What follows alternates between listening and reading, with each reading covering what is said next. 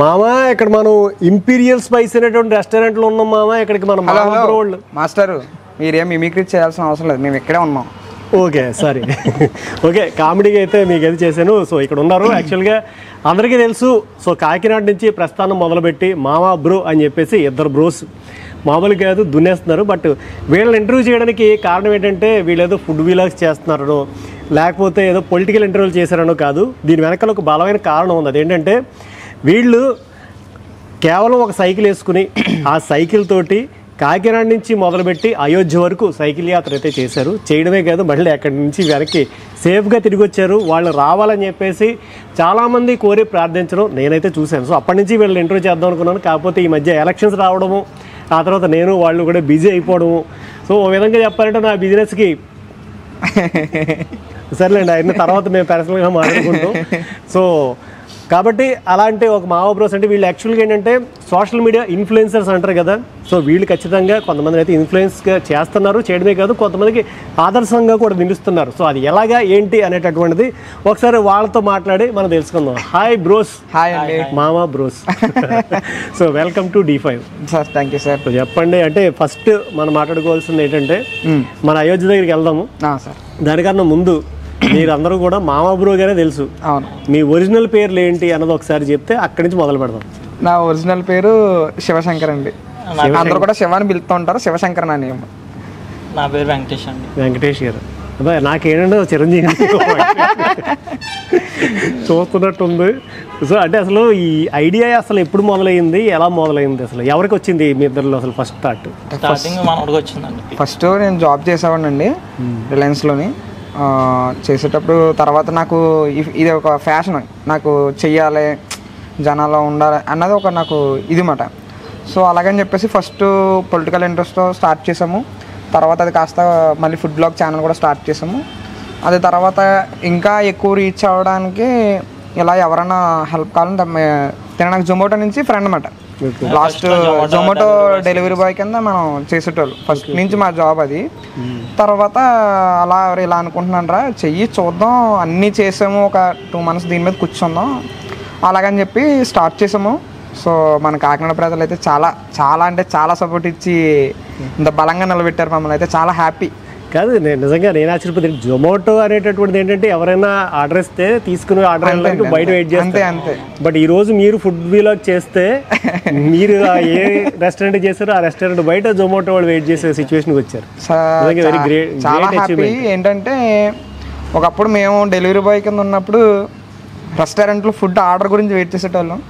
So అలాంటిది మాకు support చేసి రెస్టారెంట్ వాళ్ళు కావచ్చు అందరూ సపోర్ట్ చేసి రెస్టారెంట్లు ఇప్పుడు మీకోసం ఇప్పుడు అంత ఇదికి తీసుకెళ్లారంటే అంత ఇదికి తీసుకెళ్ళి చాలా హ్యాపీ. ఫస్ట్ ఆఫ్ ఆల్ దానికైతే మా సబ్స్క్రైబర్స్ మా ఫాలోవర్స్ కానీ ఎన్ని జన్మలు అయితే రుణం తీసుకోలేదు అనమాట. చాలా హ్యాపీ. సో అంటే ఇప్పుడు యాక్చువల్గా మీరు ఆల్రెడీ పొలిటికల్ ఇంటర్వ్యూస్ అన్నారు. సో వాటి దగ్గరికి వెళ్దాం. దానికన్నా ముందు అంటే నేను ఎక్సైటింగ్గా ఫీల్ అయ్యేది ఏంటంటే అయోధ్య. ఈ అయోధ్య ఇక్కడ నుంచి సైకిల్ మీద అసలు మామూలుగా వెళ్ళడమే అసలు సాహసం అనుకున్నారు అందరూ. అది కూడా ఇక్కడ సైకిల్ సాహసం అనుకున్నారు అందరూ. సో అంటే అసలు ఇదేంటిది, ఇది ఎలా స్టార్ట్ అయింది అసలు? ఇది యాక్చువల్గా మా ఫ్రెండ్ క్రేజీ చైతూ ఫుడ్స్ అని రావులపాలెం ఫుడ్ బ్లాగ్స్ చేస్తుంటారు. సో తను అన్నాడు మామ వెళ్దాం మామ ఎలాగని చెప్పేసి. సో ఇంక నేను వస్తానంటే ఇంక వీళ్ళందరూ వచ్చేస్తారని చెప్పేసి తన తర్వాత తిని వచ్చాడు. తర్వాత భీమవరం ఆంధ్ర తిండి అంటాడు తను వచ్చాడు. ఇంక నలుగురు అనుకుని ఇలా స్టార్ట్ అవుదాం మామ అన్నాడు. సరే స్టార్ట్ అవుతుంది అంటే 10 రోజులు అలా ఒక అనుకోలేదు, సరదాగా వదిలేసాం అనుకున్నాను. ఫస్ట్ అనుకుని వదిలేసాం అన్నట్టు ఉన్నది. తర్వాత ఇంకా ఫిక్స్ అయిపోయాం అనేసి ఇంకొకసారి ఒక రోజు అనుకున్నాం, గట్టిగా ఫిక్స్ అయ్యాం. 3-4 daysలో మొత్తం మనకి ఏం ఎక్విప్మెంట్ కావాలో అంతా తీసుకున్నాం. ఇంకా స్టార్ట్ అయిపోయాం. ఆ రోజు మీరు కూడా ఉన్నారు కాబట్టి నేను అసలు అక్కడే ఫస్ట్ షాక్ అయ్యాను. అసలు ఏంటి ఏం ధైర్యం ఇది కాదు. ఒకవేళ మధ్యన పులోటి తిరుగుతుంది అటు ఇటు అన్నది ఒకళ్ళు ఎదురైతే ఏం చేసి ఉండేవారు? ఏమని సార్ అంత రాముడు గారిది అంతే ఏమి లేదు దాంట్లో. చాలా సక్సెస్ఫుల్గా అంటే మీరు ఫేస్ చేసినటువంటి అంటే ఊహించినటువంటి కొన్ని ప్లెజర్స్ ఉంటాయి కదా, ఒక ఆశ్చర్యకరమైన విషయాలు అలాంటివి ఏంటి? ఒకటి బాగా కష్టతరమైన విషయం ఏంటి? ఒక 2 చెప్పండి. అంటే సార్ వెళ్ళినప్పటికి ఎలా లేదన్నా సరే మనం డైలీ ఇన్ని కిలోమీటర్లు అని పెట్టుకునే వాళ్ళం. 50 to 70 kilometers అలా పెట్టుకుని చీకటి పడకముందు వెళ్ళిపోవాలి.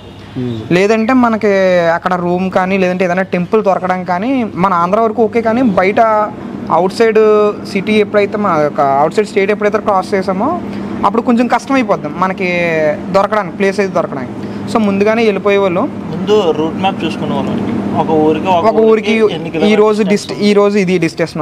సో ఫస్ట్ రోజు తునిపెట్టుకున్నామండి, సెకండ్ రోజు కసిన్కోట, థర్డ్ రోజు తగరపు వలస, అలా స్టెప్ బై స్టెప్ అలా చూసుకుని వెళ్ళేటోళ్ళం. మన స్టేట్ వరకు ఓకే, కానీ స్టేట్ దాటితే బాగా ఇబ్బంది అయిపోయింది. ఎందుకంటే మనకు తెలియని ఏరియా, చాలా తెలియని ఏరియా. గూగుల్ మ్యాప్ చూసుకోవడం ఓకే, ఇక్కడ 70 కిలోమీటర్స్లో ఊరు ఉందంటే మాక్సిమం గుళ్ళు కానీ లేకపోతే స్టే చేయడానికి రూమ్స్ కానీ ఉంటాయని చెప్పేసి టార్గెట్ పెట్టుకొని దాని టైంకి మనం రీచ్ అయిపోయాం. అంటే ఒకవేళ ఎక్కడైనా ఏదైనా సైకిల్ రిపేర్ వస్తే ఏం చేశారు అసలు?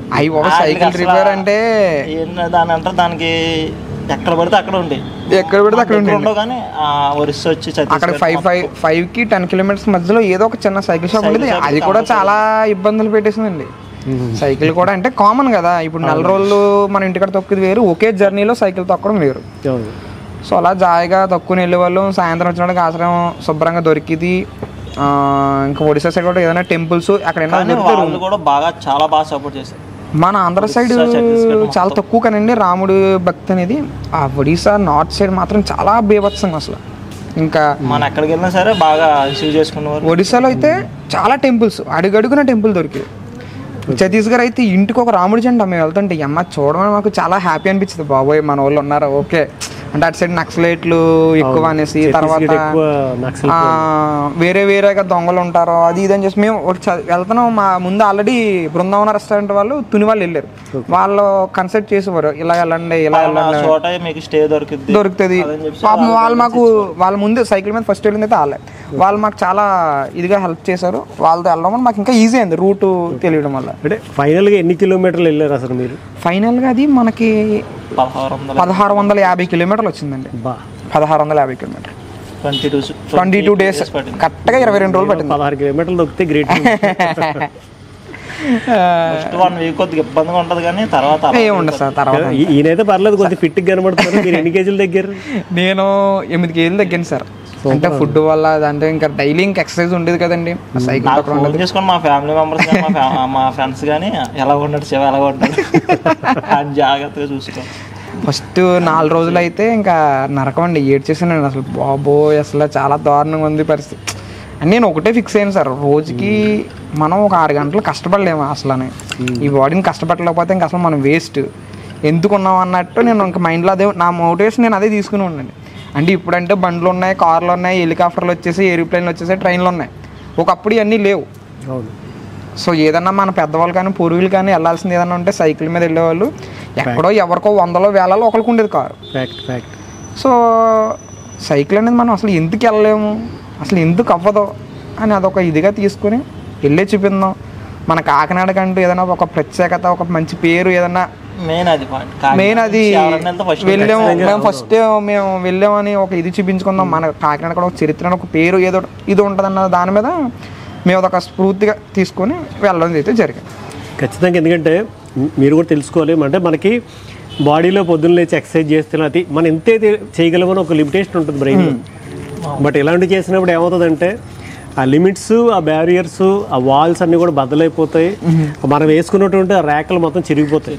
బట్ ఈ రోజు అది ఇచ్చి కాన్ఫిడెన్స్ వేరే లెవెల్, పడిన కష్టం వేరు. కానీ అక్కడికి వెళ్ళి వచ్చిన తర్వాత మేము ఎక్కడికి వెళ్ళినా సరే ప్రపంచంలో ఎక్కడికైనా వీళ్ళందరికీ బాగానే ఉండదండి. నాకు హిందీ వచ్చు. నాకు హైదరాబాద్లో 1 year వర్క్ చేశాను సార్. నాకు హిందీ వీళ్ళ ముగ్గురికి రాదండి. నేను హిందీ బాగానే. మరి హిందీ రానప్పుడు ఆయన హిందీ నేపాలమా సరదాగా ఉండదు కదా, జనాలని ఎంటర్టైన్మెంట్ చేయడానికి. చాలామంది ఫ్యామిలీస్ అయితేనే, చాలామంది పిల్లలు అయితేనే కనిపించినప్పుడు కానీ చాలా ఆప్యాయంగా పలకరింతాను. చాలా హ్యాపీ మేము అది దానికైతే. అందుకని ఏదో కామెడీగా ఎంటర్టైన్ చేయాలి ఎండ్ ఆఫ్ ది డే. అదే మా ఫైనల్గా మీరు రాముడి దర్శనం చేసుకున్నారు. సో అక్కడ ఆ ఎక్సైట్మెంట్ ఎలా అనిపించింది? అది అసలు ఇంకా వేరే లెవెల్ అండి. అది ఇంకా అది నెక్స్ట్ లెవెల్. అది మేము ఇన్ని రోజులు పడ్డ కష్టం అక్కడికి వెళ్ళి రాములవారిని దర్శనం చేసుకున్నది అసలు మాకు అసలు ఈ 22 రోజులు ఏ కష్టపడ్డామో అసలు మాకు కనిపించలేదు. 2 రోజులనే కాదు, ఏ రోజు ఆ రోజు కష్టం మర్చిపోయేవారు. మేమేం జరిగిందో గుర్తుండేది మాకు అసలు గుర్తుండే కదండి. అసలు ఏంట్రా బాబు అనేది మైండ్ లో ఉండేది. నన్ను ఏం జరిగిందని అసలు గుర్తుండేది కదా. అంత కష్టం పడ్డాము, ఏం చేసాం అసలు గుర్తుండేది. ఏంట్రా బాబు ఇదంతా మనమే తొక్కేసామా అసలు ఎలా వచ్చామో వెనక తిరిగి చూసుకుంటే ఎన్ని కొండలు ఎన్ని రప్పులు అన్నట్టు చాలా ఇదిగా ఉంది. మేము వెళ్ళేది కూడా అన్ని ఘాట్ రోడ్స్ ఫారెస్ట్ ఏరియాలు, ఎందుకంటే అవుట్స్కట్స్ నుంచి వెళ్ళేది, సిటీలోంచి కాకుండా అవుట్స్కట్స్ నుంచి వెళ్ళేది. అంటే మీరు వెళ్ళినప్పుడు యాక్చువల్గా నేనైతే అక్కడ వరకు వీడియో తీసాను. నాకు ఒక క్వశ్చన్ ఉండిపోయింది, మేబీ నేను కామెంట్స్లో కూడా పెట్టాను. మీరు వెళ్ళడం అయితే వెళ్ళిపోయారు, ఇప్పుడు 1650 కిలోమీటర్లు తొక్కుకుని వస్తారా ఎలా? లేదు లేదు సార్, అది యాక్చువల్గా మేము వెళ్ళడం వరకునే, గమ్యం వరకు చేరుకోవడం వరకునే మేము అనుకున్నాము. సో టార్గెట్ అది అయిపోయింది. రిటర్న్ వచ్చినప్పుడు ట్రైన్లోనే వచ్చాము. సైకిల్ అనేవి అక్కడ రైల్వే ట్రాన్స్పోర్ట్కి వేసుకుంటే గూడ్స్కి వేస్తాము, ట్రాన్స్పోర్ట్కి వేస్తే వచ్చేసాయి. సూపర్. సో మీరు చేసినటువంటి అయోధ్య సైకిల్ మీద వెళ్ళడం అనేటటువంటిది ఈ కాకినాడ, తూర్పుగోదావరి ఏదైతే కాకినాడ జిల్లా వచ్చు, ఇంకా ఉమ్మడి తూర్పుగోదావరి జిల్లాల్లో ఖచ్చితంగా మీరైతే ముద్ర వేశారు. సో ఇక ఆ అధ్యాయం అయిపోయింది.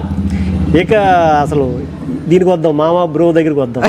అసలు ఏంటి ఈ నేపాల్ మామ బ్రో, ఈ పేర్లు ఎలాగొచ్చాయి అసలు? నేపాల్ అంటే సార్ న్యాచురల్గా ఏంటంటే ఒక ఫుడ్ వీడియో చేసినప్పుడు ఓన్లీ ఫుడ్ కంటెంట్ కాకుండా కామెడీ కూడా జోడించితే కొంచెం రీచ్ బాగుంటుంది అన్న ఉద్దేశం మీద ఏం చేద్దాం అంటే, ఎవరో నేను అలాగా వీడియోలో కనిపిస్తున్నాను కదా అన్న సంథింగ్ కొత్తగా పేరు పెడదాం అని చెప్పేసి ఫస్ట్ ఒక 10-20 వీడియోస్లో ఉండడండి, ఉండేవాడు కాదు.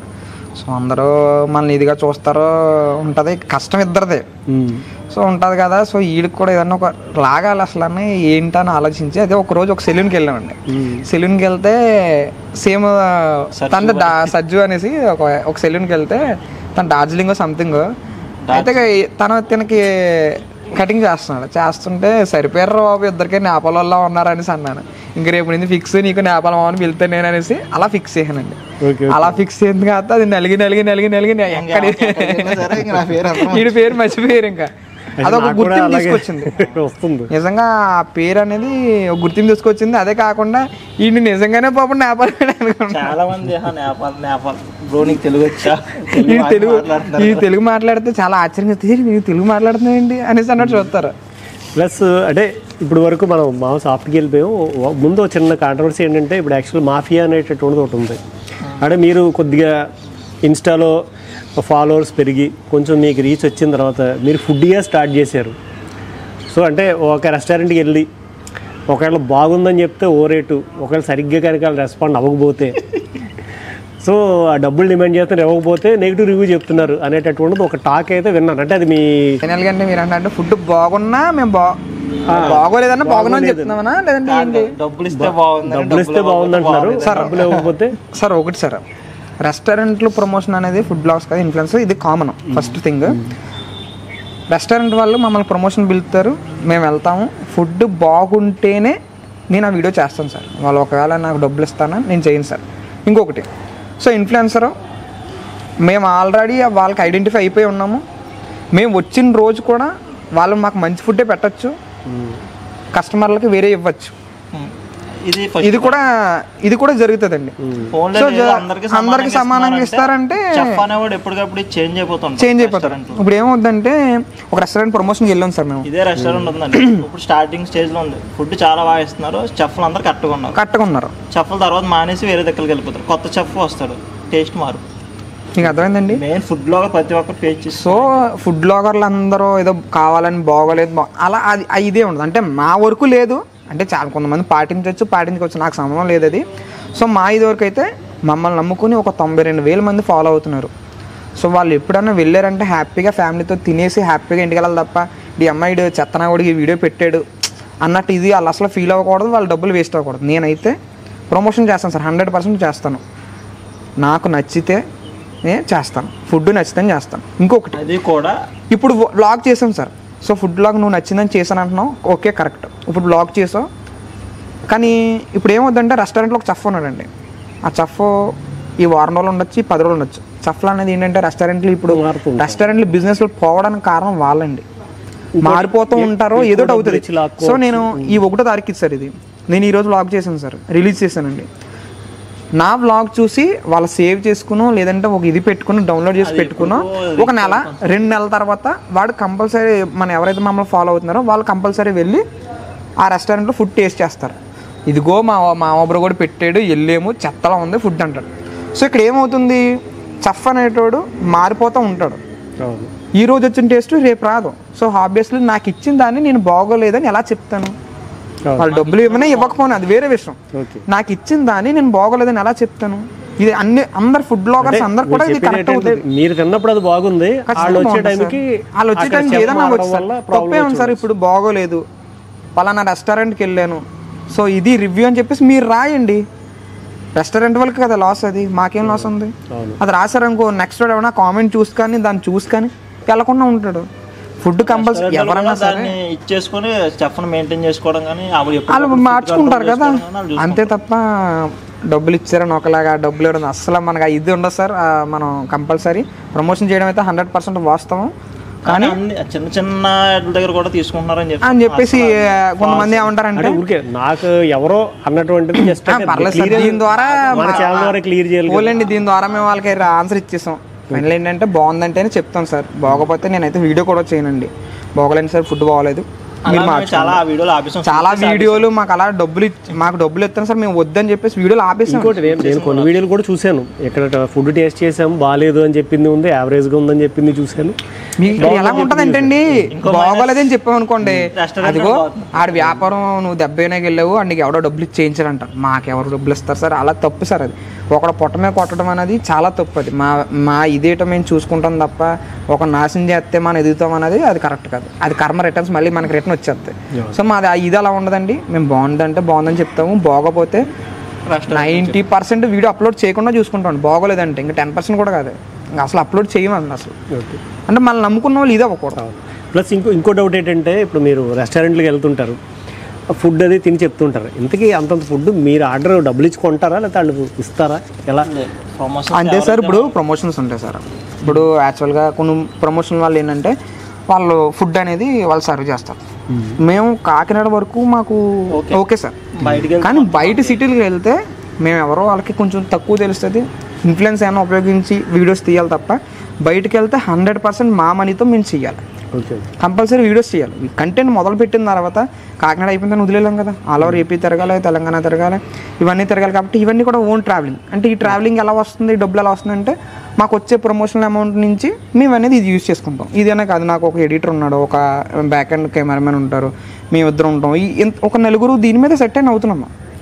ఈ ఇన్కమ్ సోర్స్ ఏదైతే ఉందో సోషల్ మీడియా ద్వారా ప్రమోషన్స్కి ఏదైతే వస్తున్నాయో అదే చేస్తుంటాం. అలాగని చెప్పి ప్రమోషన్ ఏది పడితే అది చేయనండి. కొంతమంది చాలామంది బెట్టింగ్ యాప్ ప్రమోట్ చేస్తారు, జాతకాలు ప్రమోట్ చేస్తారు. అది నేను నా అంటే వాళ్ళు ఇది వరకు వాళ్ళు ఓకే, మనకు సంబంధం లేదు. నా ఫాలోవర్స్ నేను మోసం చేయదలుచుకోలేదు సార్. ఆ బెట్టింగ్ వల్ల వచ్చే ఇది నాకు 4 రూపాయలు వచ్చేది బాగుపడిపోతానంటే అది మనకంత వద్దండి. అది అంటే ఇప్పుడు వాళ్ళకి చెడు చాలా అవకాశం సార్. ఒక్క వీడియోకి 70,000 ఇస్తున్నారు సార్. ఎందుకు ఇప్పుడు మనకి రీసెంట్ గా కూడా రన్ అవుతుంది యువ సామ్రాట్, అలాగే మీకు అది సరే ఒకటి ఒకవేళ బయట తీసుకుని తప్పేమన్నా ఆడికలేగా మీరు కూడా మనకి అవసరం లేదు సార్. మనకి మన సెట్ మన మైండ్ సెట్ అది కాదండి. ఓకే, మన అసలు చేసుకుందాం, ఉన్నప్పుడే బతుకుతాం, అంతేగాని మిమ్మల్ని మోసం చేసి నాకు డబ్బులు సంపాదించుకుని అది నాకు మంచిది అవుతుంది అంటే అది కరెక్ట్ కాదండి. అంటే ఓకే, మామూలుగా ఇప్పుడు బెట్టింగ్ యాప్స్ ప్రమోట్ చేయడం వల్ల ఖచ్చితంగా నా బాధ ఏంటంటే నేను ఏది పడితే చేయను సార్. ఎందుకంటే నేను చెప్తే ఖచ్చితంగా రెస్టారెంట్కి వెళ్ళండి మావ అంటే చాలామంది వెళ్తారండి, సపోర్ట్ చేస్తారండి, చిన్న వ్యాపారస్తులైనా ఎవరైనా అవునాయి. అందుకని నన్ను ఎక్కువ ఫాలో అయ్యే వాళ్ళు పిల్లలు ఉంటారండి, పెద్దోళ్ళు ఉంటారు, ఫ్యామిలీస్ ఉంటారు. నేను చెప్పానని ఒకవేళ డబ్బులు వస్తున్నాయని ట్రూగా ఎవరైనా ఆడేసి దాంట్లో డబ్బులు పోగొట్టుకుని ఆడికి ఏమన్నా అయ్యి ఆడు ఏమైనా చనిపోతే ఆ కర్మ అంతా నాకే కొడతాను. సో దాని గురించి అని చెప్పేసి నేను అటువంటి యాప్స్ కానీ చెడు జరుగుతుందంటే నా ఫాలోవర్స్ కానీ ఎవరికి కూడా నేను ప్రమోట్ చేయను, చెప్పను కూడా. ఆడి ఎంతైనా అమౌంట్ ఏమైనా ఉండి ఎంతైనా నాకు ఆఫర్ చేయనివ్వండి, నాకున్న దాంట్లో నేను సర్దుకుపోతాను. యాక్చువల్లీ ఇప్పుడు అంటే హర్ష సాయి టాపిక్ అది బెట్టింగ్ యాప్స్ పక్కన పెడితే, యాక్చువల్గా మీరు కూడా కొన్ని సోషల్ సర్వీస్ యాక్టివిటీస్ చేస్తున్నారు అంటే నాకు తెలుసు కదా, ప్రేక్షకుల కోసం. బట్ అవైతే కొన్ని చేయడం నాకు కూడా తెలుసు. బట్ అవి ఏంటి, ఎందుకు చేస్తున్నారు, ఎక్కడ చేస్తున్నారు, ఎలా చేస్తున్నారు అంటే కొంతమందిని దత్తత తీసుకున్నారు, అలాగే ట్రాఫిక్ కానిస్టేబుల్ వీళ్ళందరికీ కూడా మీరు ఏదో అంటే ఇచ్చారు సేఫ్టీ సంబంధించి. శ్రీయోస్ అన్న సతీష్ అని ఒక అన్నయ్య ఉన్నాడు సార్, నాకు బాగా బ్లడ్ బ్యాంక్ మన కాకినాడలో వాళ్ళదే స్వచ్ఛంద సంస్థే. సో అన్నీతో మాకు ఈ ఇయర్ వస్తే నాకు తెలుసు 1 month వస్తే 1 year జర్నీ అయిపోతుంది మా ఇద్దరు. సో మా నోడు కలిసినప్పటి కాడి నుంచి నాకు ఫస్ట్ ఆఫ్ ఆల్ థింగ్ ఏంటంటే మనం ఓన్ మనీతో ఎవరికైనా హెల్ప్ చేద్దాం. మనకు వచ్చిన మనీతో మనం సగం తీసుకుంటాం, మనం వచ్చిన దాంట్లో సగం జనాలకు పెడదాం అన్న ఇదితోనే నేను ఛానల్ స్టార్ట్ చేయడం జరిగింది.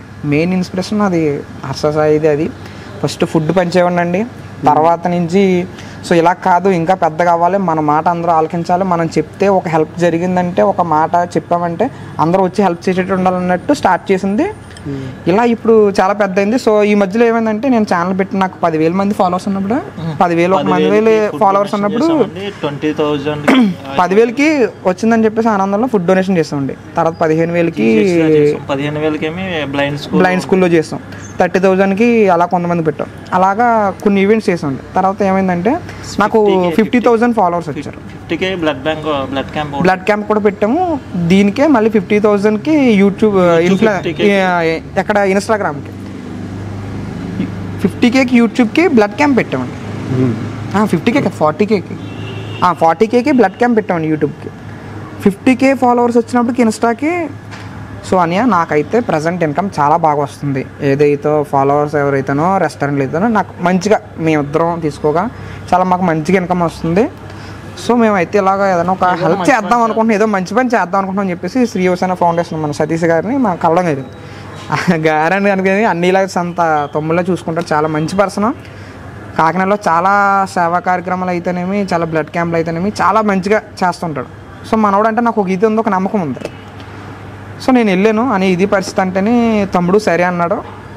సరే అని చెప్పేసి ఒక బాబు ఉన్నాడు తమ్ముడు.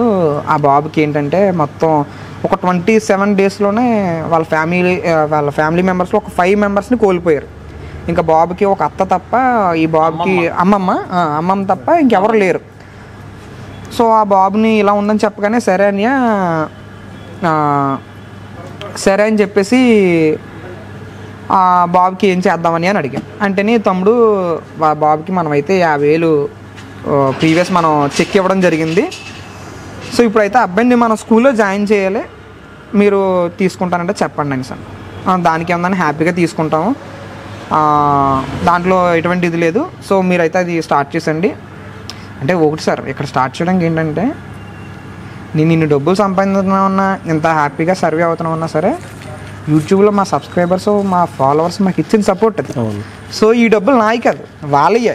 సో వాళ్ళు హ్యాపీగా ఫీల్ అవ్వాలని చెప్పేసి ఈ అబ్బాయిని అయితే అడాప్ట్ చేసుకోవడం జరిగింది. చదువు నిమిత్తం స్కూల్ స్టార్ట్ అయింది కాబట్టి ఇప్పుడు ఫీజు కూడా కట్టాలంటుంది. 10th క్లాస్ వరకు తన విద్యా బాధ్యత మనమే తీసుకున్నామండి. మన యూట్యూబ్ ఛానల్ ద్వారా వచ్చే రెవెన్యూ ఆ అబ్బాయి చదువుకి వెళ్ళిపోద్ది. ఏ స్కూల్లో చదువుతారంటే ఏ స్కూల్లో, అది గవర్నమెంట్ అదేం కాదు సార్, తను ప్రైవేట్ స్కూల్లో చదువుతాడంట. ఏ ప్రైవేట్ స్కూల్లో చదువుతానంటే ఎంత బాగా చదువుతానంటే అంత మేము పెట్టడానికి ముందుకు వెళ్ళిపోయాం సార్. అడాప్ట్ చేసుకున్నామండి. అబ్బాయి ఇప్పుడు ఫీజు కూడా కట్టాలి. ఇంకా అబ్బాయి 10th వరకు పూర్తి బాధ్యత మాదండి. సో అలాగా సతీష్ అన్ని దగ్గరికి వెళ్తే ఇది పరిస్థితి ఇంకా అలా తీసుకోవడం, అబ్బాయిని అడాప్ట్ చేసుకోవడం జరిగింది. 27 రోజుల్లో 5గురిని కోల్పోయాడు సార్. అలా డెంగ్యూ ఫీవర్ వల్లండి పాపం. ఏం చేసినా కొప్పాడు దాటిన తర్వాత మూలపేట కోనకపేటలో SZ అనే ఊరండి ఆ అబ్బాయిది. ఏం చేసినా అబ్బాయికి మనం ఏం చేయలేమండి. ఒక చదువు నిమిత్తం అబ్బాయికి హెల్ప్ చేసామంటే ఫ్యూచర్లో తను బాగుపడి కొంచెం ముందుకు వెళ్ళినాక అది ఒకటే మార్గం. చదువు ఉంటే తను ఎక్కడికన్నా ఎలాగైనా బతకచ్చు. సో అలాగని చెప్పేసి చదువు నిమిత్తం మనం ఆ అబ్బాయిని అడాప్ట్ చేసుకుంటాం. ఇదంతా ఏమని సార్ మన ఫాలోవర్స్ ఇచ్చిన సపోర్ట్ ఏమీ లేదు సార్. వెళ్తా మనం ఏం పట్టుకెళ్ళాం. ఒంటి మీద ఉన్న మొలతాడు కూడా రాదు మనతో పాటు.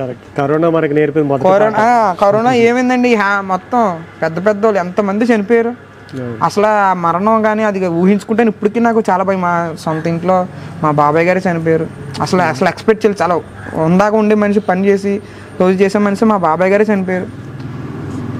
ఇంకా అదే ఫిక్స్ అయ్యాను సార్, ఉన్న కాలం మనం హ్యాపీగా ఉందాం, మనకు వచ్చే డబ్బులు దాంట్లో కొంత అమౌంట్ సొసైటీకి ఉపయోగిద్దాం అన్నది మనం డిసైడ్ అయ్యి, అది ఒకటే కాదండి ఇంకా ఫుడ్ డొనేషన్లో ఈ ఏదైతే అది మా వరకు సహా మేము ఎంతవరకు చేయగలమైతే అంతవరకు కంపల్సరీ అది మా ఫాలోవర్స్ ద్వారా సపోర్ట్ ద్వారా సొసైటీకి చేస్తాం. యాక్చువల్గా ఇక పెళ్ళిళ్ళు అవ్వకపోయినా, సంసార బాధ్యతలు కాకపోయినా, సామాజిక బాధ్యతలు నిజంగా అబ్బాయిని తీసుకున్న తర్వాత సార్ ఏదో తెలియని ఫీలింగ్ వచ్చింది సార్ నాకు. అంటే ఒక బాధ్యత, అదొక బాధ్యత కింద తీసుకున్నాక చాలా మనం పెద్ద మాట ఇచ్చేసాం, ఇది మనం కట్టుబడి ఉండాలి, నిలబెట్టుకోవాలి. లేదు ఇప్పుడు నేను అదొక బాధ్యత. మిమ్మల్ని ఇంటర్వ్యూ చేస్తున్నానే కానీ లోపల నాకు ఇంకోటి రన్ అవుతుంది.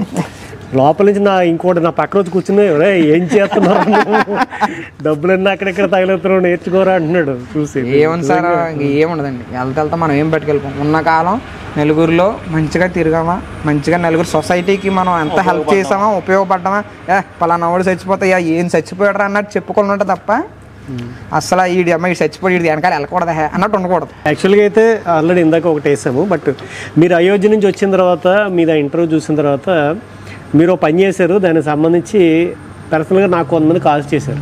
ఏంటి సార్ అది? ఏంటంటే మీ ఓడు వైసీపీయా అంటే మీరు చేసినటువంటి పొలిటికల్ ఇంటర్వ్యూస్ సంబంధించినటువంటి ఇంపాక్ట్ అంటే అప్పుడు వెళ్ళదు సార్. వైసీపీ జనసేన మేము ఉండాలా బయటకు వచ్చా లేదు సార్, అంటే ఫాలోవర్స్ అందరూ కొంచెం అదే అనుకున్నారు. ఫస్ట్ ఆఫ్ ఆల్ నా జర్నీ స్టార్ట్ అయింది పొలిటికల్ ఇంటర్వ్యూస్ నుంచి. మనోడికి ఇప్పటికి పొలిటికల్ నాలెడ్జ్ బాగుంటుంది, ఇంట్రెస్ట్ చాలా ఇంట్రెస్ట్ అండి నాకు పొలిటికల్ ఇంట్రెస్ట్ చేయాలి. వద్దన్నా సరే అది లాగేస్తూ ఉంటది పక్క నుంచి.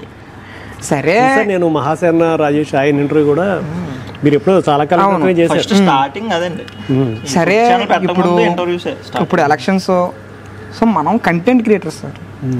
మనకు ఆ సమయానికి ఆ ట్రెండ్కి తగ్గ ఉందంటే ఇన్స్టాగ్రామ్ మొత్తం పొలిటికల్ మీద నడుస్తుంది. ఇప్పుడు మనం ఫుడ్ బ్లాగ్ని అలా ఎందుకు కన్వర్ట్ చేయకూడదు? మన కాకినాడ ప్రజలకి గెలిస్తే ఏం చేస్తారని తెలియాలి కదా. కాకినాడ ప్రజలకి అసలు కాకినాడ నుంచి ఎవరు పోటీ చేస్తున్నారో తెలియాలి కదా. మేము జనాలు చూపించుద్దాం అనుకున్నది ఏంటంటే ఇప్పుడు వీళ్ళు నెక్కితే కాకినాడకి ఏం చేద్దాం అనుకుంటున్నారు ఏంటి అనేది చూపించాం తప్ప మీరు గెలిపించండి ఎక్కడ చెప్పలేదు. చేసాము, టీడీపీ చేసాము, జనసేన కెమెరాలో రెంట్ తెచ్చుకోవాలి సార్. మా దగ్గర కెమెరాలు లేవు, మైకులు లేవు, ఎక్విప్మెంట్ లేదు. మా దగ్గర ఉన్నది ఒకటి ఫోన్. ఇప్పటికి ఫోన్తోనే మేము చేస్తాం సార్. ఎక్విప్మెంట్ కి ఎవరు వస్తారు సార్? డబ్బులు పెట్టుకోవాలి, ఎడిటర్లు ఉండాలి, ఎడిటర్ డబ్బులు ఇవ్వాలి. సరే వీళ్ళందరికీ డబ్బులు ఇవ్వాలంటే ఖచ్చితంగా నేను ప్రమోషన్స్కి అమౌంట్ అనేది వాళ్ళ ద్వారా ఆఫర్ చేశారు కాబట్టి నేను తీసుకుంటాను. నేను పర్సనల్గా ఎవరికి సపోర్ట్ చేయలేదు. నా సోషల్ మీడియా ప్లాట్ఫామ్ యూజ్ చేసుకుని నేను ఎవరికి సపోర్ట్ చేయలేదు. నేను తెలుగుదేశం చేశాను, వైఎస్ఆర్సీపీ చేశాను, జనసేన కూడా చేశాను. ఫుడ్ డొనేషన్ చేయలేదు. మీరు అన్ని పార్టీలు చేశాను. కాకపోతే బయటకు వచ్చింది ఏంటంటే ఓన్లీ ఒక పార్టీకి సంబంధించి సపోర్ట్ చేస్తాను. ఒక పార్టీకి సపోర్ట్ చేస్తే ఇప్పుడు ద్వారపూడి చంద్రశేఖర్ రెడ్డి గారిని చేశాను, ఆయన వైఎస్ఆర్సీపీ. వనమాడి కొండబాబు గారిని చేశాను, ఆయన తెలుగుదేశం. పంతం నానాజీ గారిని చేశాను, ఆయన జనసేన. మరి మూడు పార్టీలు మధ్యలో మధ్యలో ఎంపీ క్యాండిడేట్ సునీల్ గారు ఫస్ట్ రావడం సునీల్ గారిని చేశాను. మరి ఈ నలుగురు ఒకటే పార్టీ కదా. మిగతా కూడా చేసేది ఉంది కానీ టైం సరిపోలేదు. అంటే యాక్చువల్లీ ఈ విషయం నాకు తెలుసు. బట్ మిమ్మల్ని అడిగేది ఏంటంటే జనాలకు కూడా మీ ద్వారా తెలియాలని. అంటే లోపల ఆల్రెడీ ఉంది, అంటే నాకు కూడా లోపల ఉంది సార్. మందంతా open sir. వాళ్ళకి మనం నిజాలు చెప్పుకుంటేనే రేపు పొద్దున్న రోజు క్వశ్చన్ చేయకుండా ఉంటారు. అబద్ధాలు చెప్పుకుని ఎన్ని రోజులు దాచుకున్నా దాగదు. ఏ రోజుకన్నా బయట పెట్టాల్సిందే. సో మీ ద్వారా సమయం వచ్చింది చెప్పేసాము, దాంట్లో ఏమి లేదు. అంత మా ఊరు ఎప్పుడు ఓపెన్లో ఉంటాడు. సిల్లు ఎప్పటికైనా సరే తప్పు చేస్తే కాలర్ పట్టుకుని ప్రశ్నించే హక్కు వాళ్ళకు ఉంది. ఎందుకంటే వాళ్ళు నన్ను సపోర్ట్ చేస్తారు, వాళ్ళు ఈరోజు ఈ స్టేజ్లో తీసుకెళ్ళారు. ఫుడ్ విలాగ్స్తో మొదలుపెట్టినటువంటి మీ జర్నీ సో పొలిటికల్ టర్న్ తీసుకుంది. సో తర్వాత ఇప్పుడు ఆ పొలిటికల్ టర్న్ తర్వాత మీ ఫుడ్ విలాగ్స్ కూడా అసలు స్టేట్లు దాటేస్తున్నాయి. ఆల్రెడీ తెలంగాణ వరకు కూడా వ్యాపించారు. నెక్స్ట్ టార్గెట్ ఏంటి? నెక్స్ట్ టార్గెట్ అంటే ఏం లేదు సార్. సో మంచిగా కంటెంట్ చేసుకుంటూ మంచిగా మనకి ఒక నెక్స్ట్ టార్గెట్ ఏంటంటే అంటే మీరు ఏమైనా పాలిటిక్స్లోకి వద్దాం అనుకుంటున్నారా సార్? పాలిటిక్స్ ప్రజెంట్ అయితే నాకు ఇంట్రెస్ట్ ఉంది, నేను కాదంటలేదు. కానీ ప్రజెంట్ మనకు అంత ఇది లేదు, మనం అంత స్థాయి కాదు. మనం కూడా ఒక మధ్యతరగతి సంబంధించిన కుటుంబం నుంచి వచ్చిన వాళ్ళమే. సో నాకు హ్యాపీ ఏంటంటే నేను సెటిల్ అవ్వగలుగుతున్నాను, నలుగురు హెల్ప్ చేయగలుగుతున్నాను, అంతవరకు ఓకే. ఎందుకంటే ఇప్పుడు ఇలాగ సేవాభావం ఉన్నటువంటి ఒక వ్యక్తి ప్రస్తుతానికి మనకి డిప్యూటీ సీఎంగా మన పక్కనే పిఠాపురం వచ్చారు. మాకు చాలా హ్యాపీ అండి. సో అంటే మీరు కూడా ఇలాంటి మంచి భావాలు ఉన్నటువంటి వ్యక్తులు, సమాజం మీద బాధ్యత కలిగినటువంటి వ్యక్తులు పాలిటిక్స్లోకి రావాలి. యువత రావాలనే కదా అందరూ కోరుకుంటున్నారు. లేదనుకుంటే కనీసం ఒక విజన్ అయినా ఉండాలి. చంద్రబాబు నాయుడు గారు చూడండి, అసలు ఆయన మిగతా వాళ్ళందరూ తిరిగారు బట్ పడిపోయారు. బట్ ఆయన ఇప్పటిదాకా వాళ్ళు పడలేదు. ఆ ఏజ్లో ఇంకా తిరిగాడు, ఆయన ప్రచారం చేసాడు. సో ఎక్కడైతే అవమానపడ్డాడో అక్కడ అదే ప్లేస్లోకి వచ్చి కూర్చున్నాడు. అంతే. సో అంటే ఇప్పుడు వరకు అంటే మన ఐ విట్నెస్, ఎందుకంటే మీరు ఇంటర్వ్యూలు చేశారు కాబట్టి జస్ట్ ఊరికే ఆ మాటలో చూడండి. నెక్స్ట్ సమయం దేవుడు ఎలా రాసి పెట్టాడో మనకేం తెలియదు కదా. ప్రజెంట్ అయితే మంచి సిచ్యువేషన్లో కూర్చోబెట్టాడు. నా భావం ఏంటంటే సార్, ఇంకా కొన్ని 100 మందికి హెల్ప్ చేయాలి. ఈ సపోర్ట్ సరిపోతాం. ఇంకా కొన్ని వందల మందికి హెల్ప్ చేయాలి, వందల మంది ఇంకా మంచిగా చేయాలి. నాకు ఆ సపోర్ట్ ఇస్తుంది. రాజకీయంలోకి వస్తేనే మనం హెల్ప్ చేస్తాం అనుకున్నది అది కరెక్ట్ కాదు. ఆ సపోర్ట్ ఇస్తే నేను కంపల్సరీ ఇంకా వందల మందికి హెల్ప్ చేయాలి. నా ఎయిమ్ ఒకటే సార్, సపోర్ట్ చేయాలి, వాళ్ళకి హెల్ప్ చేయాలి, లేనోడు అన్నవాడికి హెల్ప్ చేయాలి, నేను సర్దుకోవాలి ఉన్న దాంట్లో, మిగతా వాళ్ళకి హెల్ప్ చేయాలి. నా భావం అయితే అదే. నేను ఛానల్ పెట్టడానికి మెయిన్ రీజన్ కూడా అదే. ఏదో డబ్బులు సంపాదించేద్దాం, పేరు ప్రత్యేకత ఏమి కాదు. నా అంతలో నేను ఉన్నంతలో నేను బెస్ట్ పొజిషన్లో ఉంటే నలుగురికి హెల్ప్ చేయాలి, అదే నా. అంటే ఇన్ని పొలిటికల్ ఇంటర్వ్యూస్ చేశారు, సో అంటే ఆల్రెడీ అయినటువంటి ఎమ్మెల్యేలని, మాజీ ఎమ్మెల్యేలని అందరినీ కూడా కవర్ చేసేసారు. మరి పవన్ కళ్యాణ్ గారిని ఏమి ఇంటర్వ్యూ చేసే అవకాశం రాలేదా, వచ్చిందా, మిస్ అయ్యిందా, మిస్ అవ్వలేదా, అసలు ప్రయత్నం చేయలేదా? యాక్చువల్గా వచ్చింది సార్, అంటే ఇంటర్వ్యూ వచ్చే ఛాన్స్ రాలేదు కానీ మిస్ అయిందండి. అలాగంటే చాలా గట్టిగా చేసాం, ఇన్ఫ్లుయెన్స్ వాడాం, పట్టుకుని వెళ్ళాం. కరెక్ట్గా పవన్ కళ్యాణ్ గారి హౌస్కి వెళ్ళిపోయామండి. నలుగురు సెక్యూరిటీలను దాటుకుని ఏదైతేనో మంచి ఇన్ఫ్లుయెన్స్ వాడి వెళ్ళిపోయాం. ఇంట్లోకి వెళ్ళిపోయిన తర్వాత లాస్ట్ రోజు దుర్గాడ హైవే నుంచి పవన్ కళ్యాణ్ గారి ఇంటికి వచ్చే దారిలో ఆయన నడుచుకుంటూ వచ్చేసారు సార్. సో జనాలు ఎక్కువ మీద పడిపోవడం, దాని తర్వాత కాల్కి ఆయనకి దెబ్బ తగలడం జరిగింది. సో ఆయన పైన ఉన్నారు, మేము ఇక్కడ కింద లాబీలో ఉన్నాం. సో వచ్చి ఒక చిన్న బయట తీసుకుందాం అన్న లోపు సార్కి ఎలా దెబ్బ తగిలింది, కొంచెం ఆయన రెస్ట్ తీసుకుంటున్నారు, అందరినీ వెళ్ళిపోమన్నారని చెప్పేసి అక్కడ చాలామంది, మేమే కదండి, ఇక్కడ పిఠాపురం ఎమ్మెల్యే వర్మ గారు, అదే మాజీ వర్మ గారు, తర్వాత ఇలాగా చాలామంది సినీ ప్రముఖులు వీళ్ళందరూ అక్కడే వెయిట్ చేస్తున్నారండి ఆయన గురించి. అదే రోజు రామ్ చరణ్ గారు, తర్వాత మన చిరంజీవి గారి వాళ్ళ మిస్సెస్, తర్వాత అల్లు అరవింద్ గారు, వీళ్ళందరూ వచ్చారు. సో ఇంకంతా ఫ్యామిలీ అంతా మనోడికి పవన్ కళ్యాణ్ గారికి దెబ్బ తగలడం, సో దానివల్ల మిస్ అయింది. ఏమో ఆ దేవుడి దర్శనం ఎలా రాసి పెట్టుందో మరి చూడాలి.